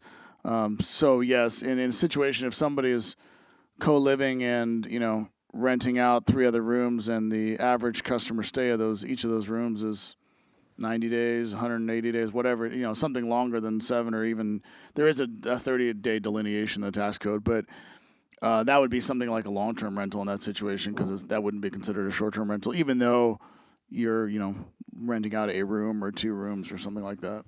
And the other thing to think about, because I know you mentioned something about services, so there's also a distinction between, regular short-term rentals on Airbnb versus more of hotel-type businesses. What commonly come to mind are like bed and breakfast.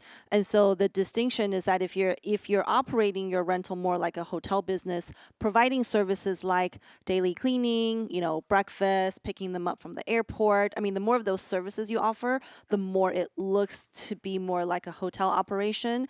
So, kind of some pros and cons. The benefit of that is if you can show material participation, then you might be able to use any losses to offset other income, because it's not really a rental property, even though the average stay might be more than 7 days. The downside is if it's highly profitable, even after all the write-offs and depreciation, then it might be subject to self-employment or payroll taxes, depending on how that income is earned, because now it's just active income, like W-2, like your realtor commissions and things like that. See, I thought I had a great idea. Just burst my bubble. Let's back up a little bit. Let's cover what is bonus depreciation and what is the segregation, cost segregation. Let's cover that real quick. So in the tax world, when you buy assets, we usually look at rental real estate because that's what a lot of our clients have. You are allowed to take depreciation write-offs. We call it a paper write-off because it's, you can take an expense every year for a part of the purchase price. So Cost segregation, it's a way to, I guess, back up. A typical residential rental property, you can depreciate over 27 and a half years.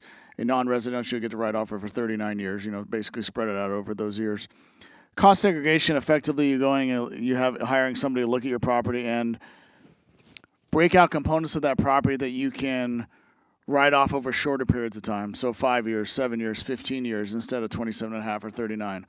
Over the life of the asset, you're getting the same amount of depreciation. It's just you're taking more of it now, so you can have more write-offs, more deductions, and hopefully save taxes and reinvest that money into more income-producing assets. So a cost segregation study is the way to go. You hire kind of like an engineering firm. They go in and look at detailed parts of the property to say, based on all of this research, these should be depreciated over 5 years or 7 or 15. Bonus depreciation originally came out probably, 10, 12 years ago, but it's been, various forms over the last 10 or 12 years. Right now, as we mentioned earlier, there's 100% bonus depreciation, which just means if you go out and buy a $5,000 piece of equipment, even though equipment is a 5-year asset in most realms, you could take 100% write-off in the first year. Same thing, now if you pair that with cost segregation goes in, as I was explaining, goes in and breaks out the building into 5-year assets, 7-year assets, 15-year assets. Then you can apply bonus depreciation to those 5-year assets. So instead of, you having $80,000 of personal property in your rental property, now you can take an $80,000 depreciation write-off in the first year when you did a cost segregation study. So it's a way to kind of supercharge depreciation. Can I jump in for a second? When you're cost segregating the property for, say, for example, like single-family rental, because I'm starting to see more of that now. Just so we're clear, when they go to sell that property, because you pulled that property out as personal property because you're accelerating it, that portion is not exchangeable going forward. How do you guys treat that? Well, yeah. So we've had a lot of conversations about it because I know it changed in the last couple of years. Different sides of arguments, right? I've heard the argument that depends on how long you've held that property, right? So, maybe you've owned it for 5 years, you did a cost seg, and the argument can be that personal property doesn't have a lot of value now in year 5 or 6 when you're exchanging out of it. So even if you have to assign some portion of the sales price to it, there's not a lot of gain anyway. And then another part of the argument, we've talked to other, people, is that, well, then you have to exchange, when you buy your replacement property, you got to do a cost seg on that one. And if something about the personal property being de minimis or something. It's gone. So that's the problem. The personal property exchanges are gone. So I think when people are thinking about cost segregation, I think it's important to sit down with you guys and talk about not only the entrance to doing this, but the exit when they go to sell. Yeah, that's definitely something that like Matt said, we've had a lot of conversations with different cost segregation firms as well on this, because they do have to take that into consideration when they're doing the breakout of the project to make sure that those personal property are, you try to get that under that de minimis threshold so that when you exchange, it doesn't become a huge issue. But yes, that's where, you have to really make sure you have a good team, not just the CPA, but the cost seg as well, and the 1031 exchange people. We're all kind of doing the background look on this, way before someone might even be considering selling, right, down the road. Either that or that you bring in the bonus depreciation. If you have a cost segregation issue where it may end up being taxable, maybe with the new property, then you come in with a bonus. So, tax planning.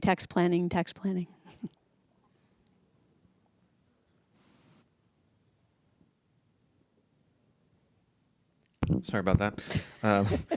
Dad is telling me the panel is tired. I know. We promised we'd go till 12:30 or until the questions end. I didn't know that. Yeah, that's why. Yeah, it goes till 12:30 or unless we're out of questions. So we still have some questions, but we are winding down. So if you have any final questions, let's get those going. This is a very long Q&A section. I know this is a lot, but it's always super interesting. Why are build exchanges so much more expensive, Dino, than a forward exchange? You talking about an improvement exchange, build-to-suit exchange? Correct. Okay, it's similar to a forward exchange except for, because typically when you're talking about an improvement exchange, what you're dealing with is you're using exchange proceeds to build property that you're acquiring. The challenge is that you can't be on title to the property while you're making those improvements and count toward the exchange. So it's more expensive because we, as a qualified intermediary, we're creating an LLC where we're going to be parking title. So in a forward exchange, we don't have any liability. But in an improvement exchange, we have liability because now we're on chain of title to a property. It's a lot more complex because we're creating the LLC to be on title to the property. We're managing and dealing with the construction payouts and everything. So that's why it's more expensive, is liability and the cost and the time that it takes to do those types of exchanges. And they run, every company's a little bit different, but in our company, it starts at 8,500 and goes up from there. Okay, and you still only have 180 calendar days to complete the exchange. So when somebody is considering an improvement exchange, well, how much improvements are you going to be making? 400,000. Do you honestly think you're going to be able to get that done in that time frame, given material shortages, labor shortages, permitting, inspections? So you have to be realistic when you're thinking about an improvement exchange. And some of them, sometimes people will go, well, if I make improvements to the property and I want something maybe like $20,000, I would not recommend an improvement exchange for $20,000 worth of improvements. So it has to be economically feasible why to do that. Additionally, you have to think about when you're dealing with that kind of an exchange is when we come off title to the property and the taxpayer goes on title to the property, could they be potentially subject to additional transfer tax? All the cost of whether this is economically feasible or not. Yeah, I would just, from our experience too, I'll add an extra layer to that. People have to be so careful with the supply chain disruption. Our builds in Florida have gone from 5 months to 10. And it's a combination of supply chain disruption, but also the building departments are extremely busy, trades are extremely busy, prices on so many things are going up. It seems like monthly. It's really hard to track. It's insane. So if you're not experienced in this, I would be really careful. And again, you could buy windows, but if they are not installed on day 180, it does not count. It doesn't matter how much money you spend on everything; it has to be installed to count as See, real estate. Aaron's been paying attention. Joey's on the other end of the line, shaking his head, probably like, "Yes, we deal with this every day. It's a lot." What happens if your 1031 exchange into a DST and it upreats, and you want to sell your investment in the REIT? You're not exchanging anymore. It's now personal property and you'll pay the tax accordingly. Interesting. Okay. What current real estate investor advantages expire at the end of 2022? Well, we talked about bonus depreciation earlier. It doesn't end per se, but it goes from 100% down to 80%. That's one thing that comes to mind. I can't think of anything else on the top of my head. I mean, at least from a tax perspective, I guess. But We might have to revisit this session in January with you again, some of you guys, just to see how everything pans out, huh?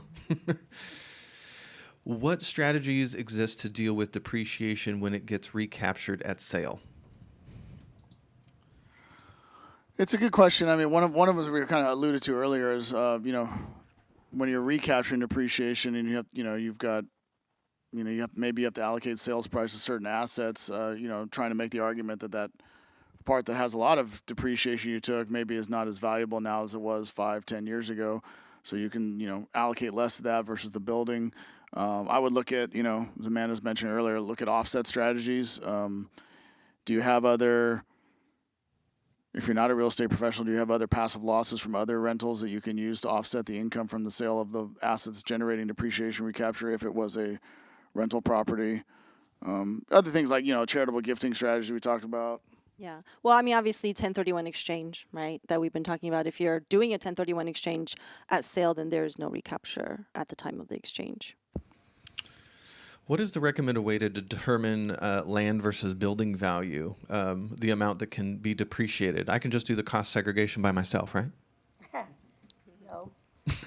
I know there are online softwares that are available. Our recommendation for investors is typically to work with an actual cost segregation firm. These are people who are, that's all they do, like they specialize in that. And typically upon audit, those cost segregation firms are the ones to defend the valuation, the work that they've done. In terms of land versus building, what we found in working with so many different cost segregation firms and investors, the preference also differs by the cost segregation firms as well. So internally, we have a note, if clients working with this company, they like to do it this way, or sometimes, there are companies that want us to do the breakout.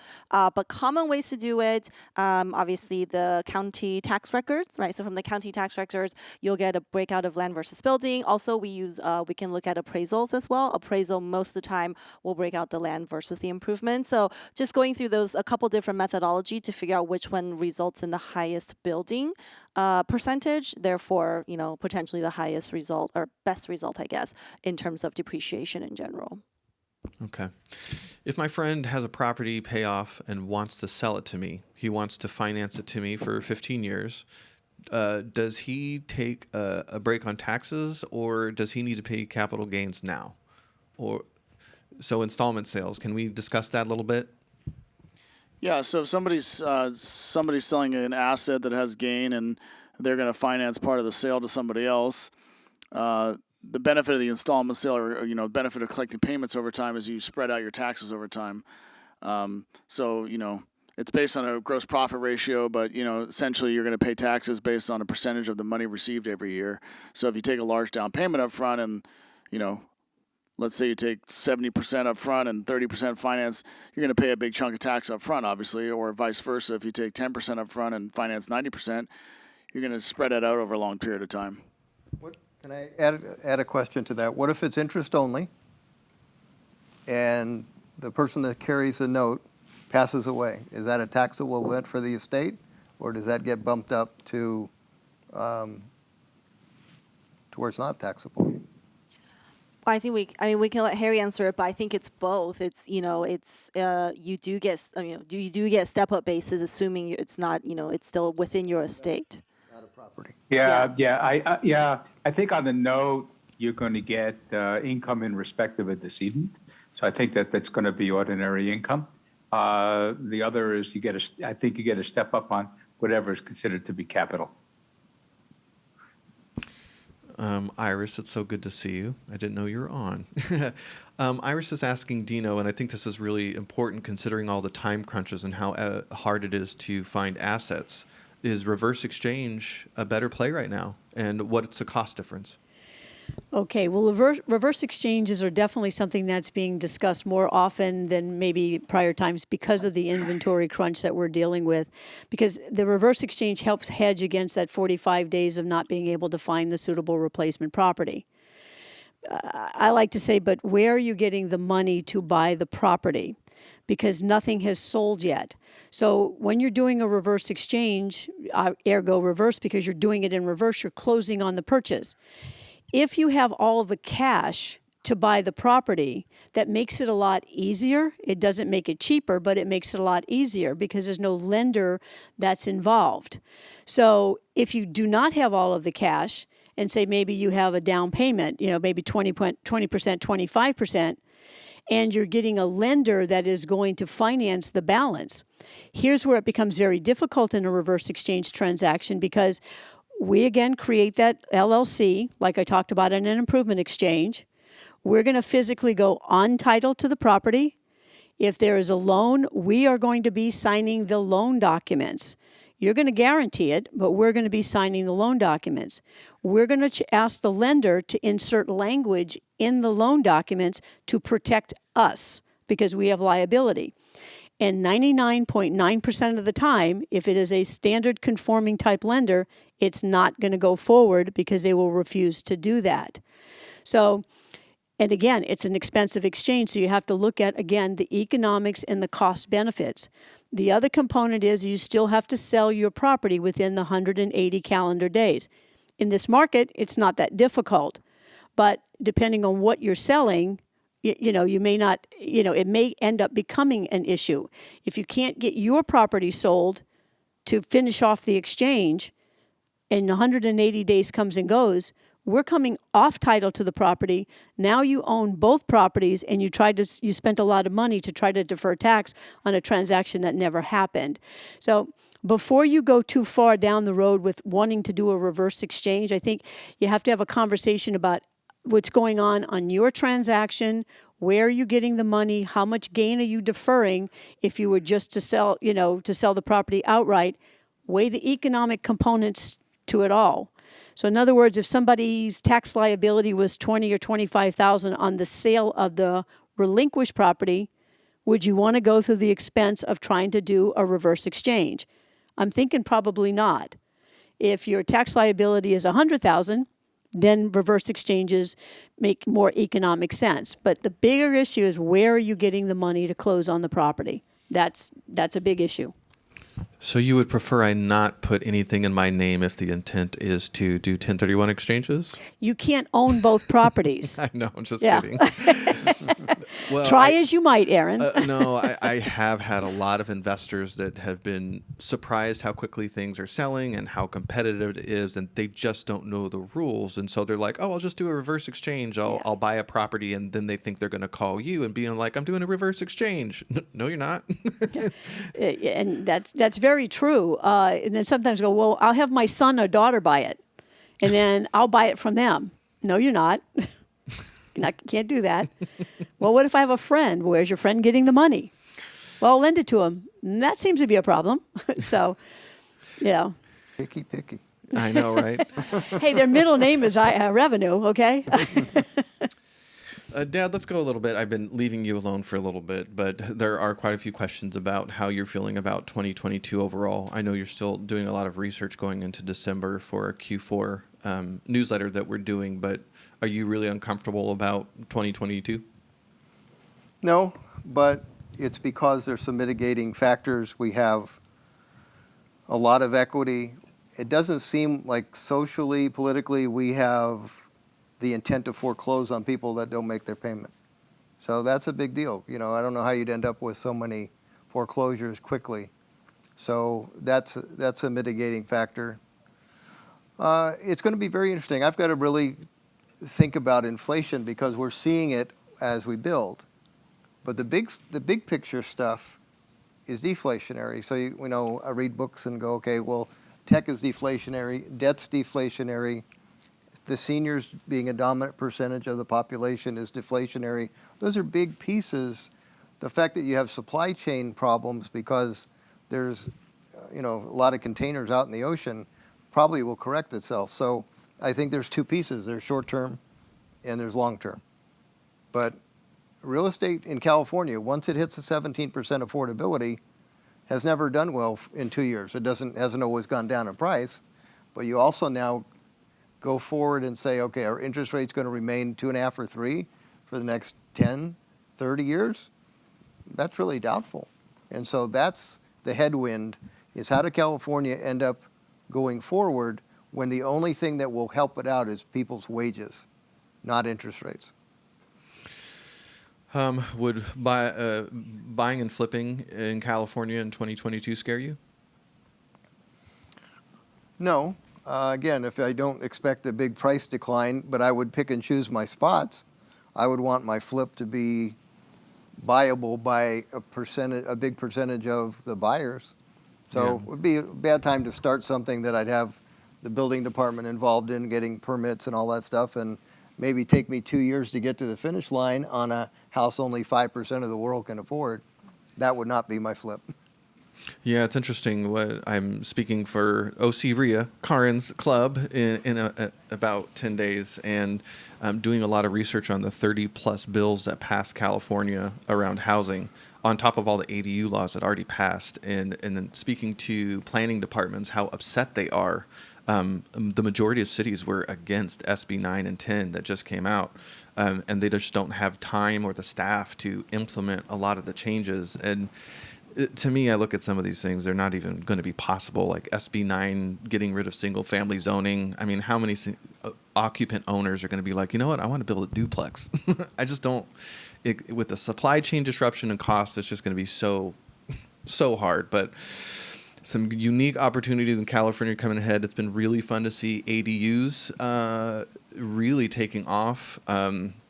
We had a friend just send us a report about Icon in Austin building the first community of 3D printed homes out there.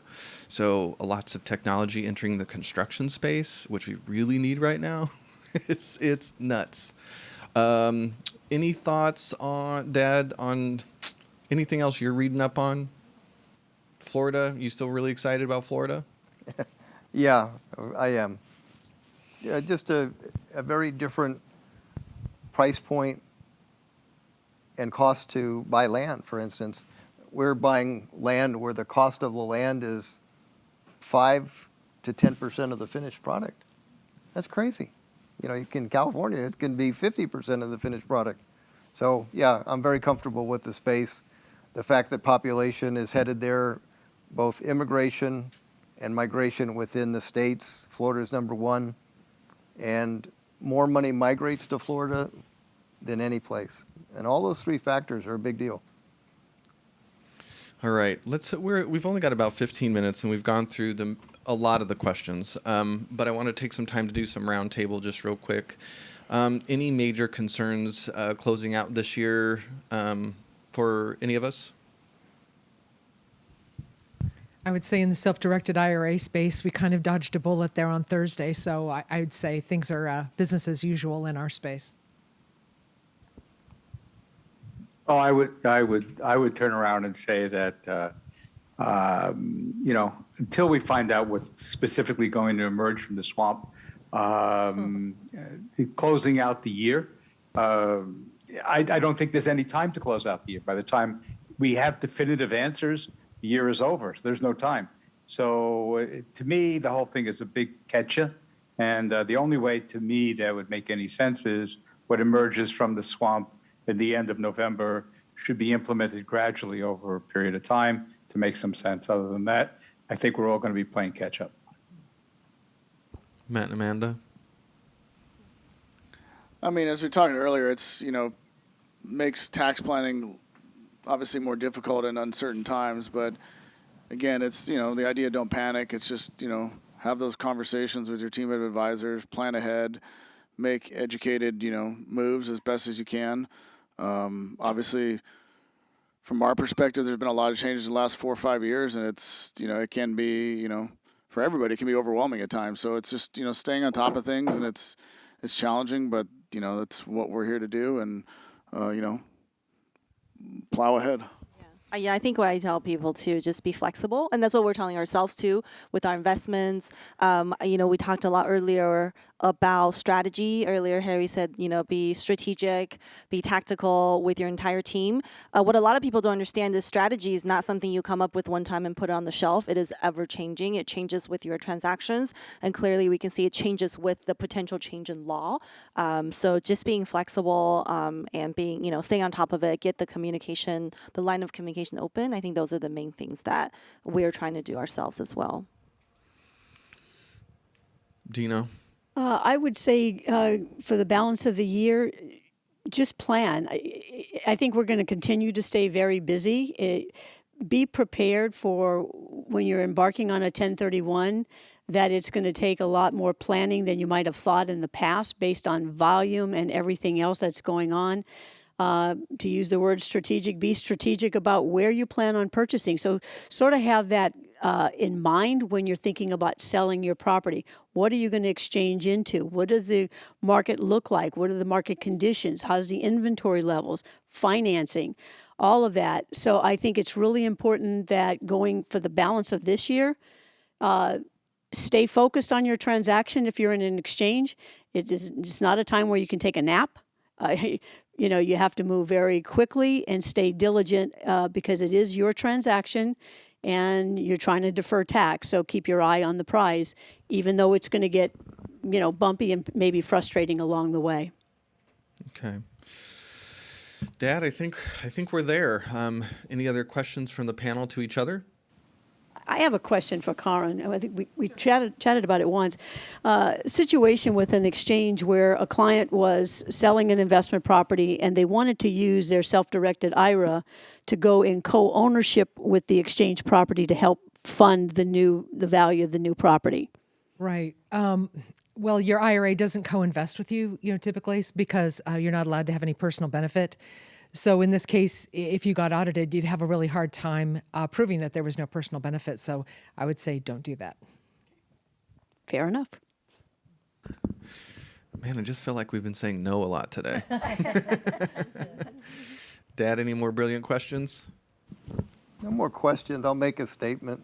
I think we're all looking forward to most of the decision makers that we elect to do what's best for America, not what's best for their party.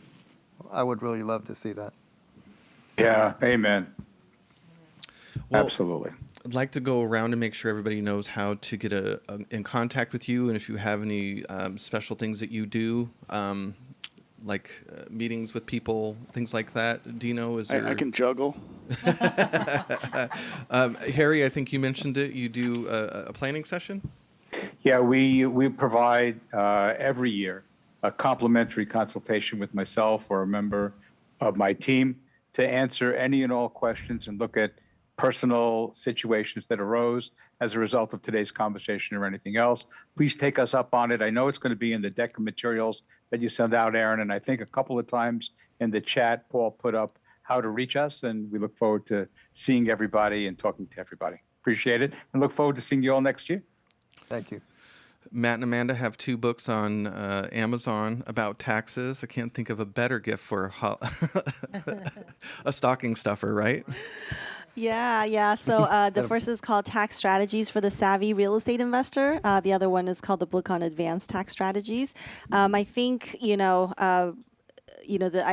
today we're cautiously optimistic about what's coming up, what the proposed changes are.